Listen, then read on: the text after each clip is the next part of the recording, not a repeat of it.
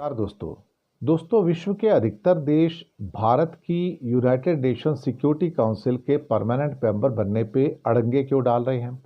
पहले तो हम समझते थे कि चीन ही एक ऐसा देश है जो जिसके पास वीटो पावर है और कुल मिला के 5 देश हैं जिनके पास वीटो पावर है और वो भारत में अड़ंगे डाल रहे हैं यूनाइटेड नेशन के जो सिक्योरिटी काउंसिल है उसका मेंबर बनने में।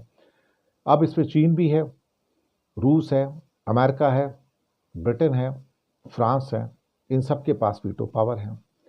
भारत को वीटो पावर चाहिए, लेकिन भारत को अकेले मिल नहीं सकती क्योंकि साथ में साउथ अफ्रीका दावेदार है, जर्मनी दावेदार है, जापान दावेदार है, ब्राज़ील दावेदार है कि हम भी बड़े देश हैं। तो इंडिया को तो अकेला मिल नहीं सकता। अब ये बात जो है भारत को परमानेंट सदस्यता बनाने की बात है। अमेरिका भी हर बार कहता है, रूस भी कहता है, लेकिन चीन हमेशा वीटो मार देता है। बिना चीन की परमिशन के तो कुछ हो नहीं सकता। और फिर भारत कहता है कि आपको बदलना पड़ेगा, आप नहीं बदलेंगे तो आप बिल्कुल बेकार हो जाएंगे। अब सवाल ये पैदा होता है कि क्या यूनाइटेड नेशन बदलने जा रहा है? उत्तर है फिलहाल तो नहीं। अच्छा, सपोज करो कि चीन मान भी जाता है तो कुछ और भी लोग हैं जो राह का कांटा बन रहे हैं।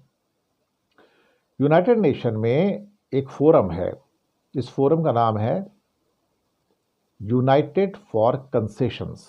यूनाइटेड फॉर कंसेशंस, इसमें 50 से अधिक देश हैं। इनका काम सिर्फ विरोध करना होता है। सवाल ये पैदा होता है कि देखा जाए तो ये जो यूनाइटेड फॉर कंसेशंस हैं ये सबसे पावरफुल ग्रुप है, सबसे शक्तिशाली शाखा है। अब कहने को तो सुरक्षा परिषद भी शक्तिशाली है, इसमें 15 लोग होते हैं, 5 परमानेंट है, 10 हर 2 साल में बदल जाते हैं। इंडिया भी कभी कभी बीच में बन जाता है।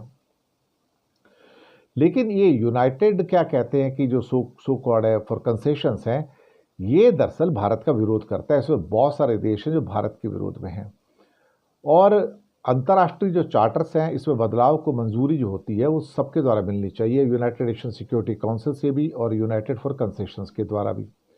तो ग्लोबल लेवल पर अगर भारत यूएनएससी में आता है तो भारत को वीटो पावर मिलती है, जिससे भारत इंटरनेशनल फैसलों में दखलंदाजी कर सकता है। और यूनाइटेड फॉर कंसेशन जो है, यूएफसी जिसको कहते हैं, ये कोई अधिकारी ऑफिशियल ग्रुप तो है नहीं, लेकिन इसमें बहुत सारे देश शामिल है, 50 से ऊपर देश हैं। यूएफसी का कहना है कि सुरक्षा परिषद में सिर्फ स्थायी 5 सदस्य होने चाहिए।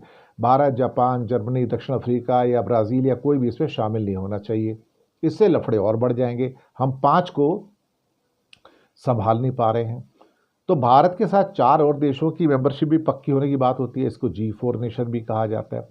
तो यूएफसी, यूनाइटेड फॉर कंसेशंस, इन सभी देशों का विरोध करता है कि इससे सिक्योरिटी काउंसिल में असंतुलन आ जाएगा।